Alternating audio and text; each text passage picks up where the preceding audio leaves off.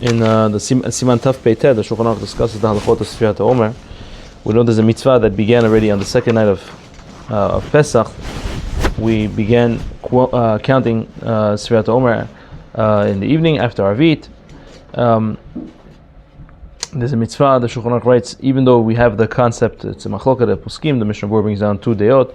If over here we have the regular concept of Shomea Kiyoneh, but according to Rav Yona brings it down that Rov poskim hold that you do have the idea of Shomea Kiyoneh over here, which means you can have one person, just like by Kiddush, you can have one person saying it and everybody else being Yotzeh. Over here as well, you can have one person saying it and everybody else being Yotzeh with the bracha of the Chazan. But the minhag and the way the Shulchan Aruch writes is mitzvah and everybody to count for himself, like it says Sfartem lachem, you should count for yourself, and therefore everybody should count on his own.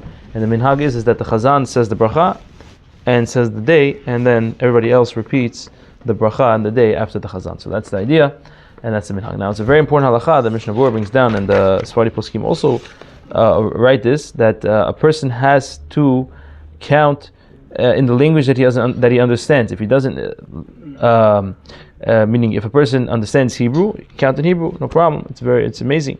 But if a person doesn't understand what he's saying, he is not yotzeh because he doesn't know what he's saying. It's not considered a counting. Counting means I'm counting. I have to know what I'm counting, and therefore a person has to count in the language that he understands.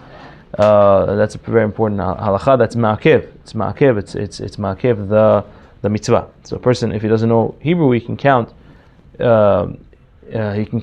the bracha the regular way we make the bracha, Sefirat Haomer, and then count either in English then, or you can count in Hebrew and then right away count in English right after. Or you can learn the meaning of the words, which is very, very straightforward. But if a person mamash doesn't understand, he has to count in the language that he understands, or else it's not considered a Sefirah.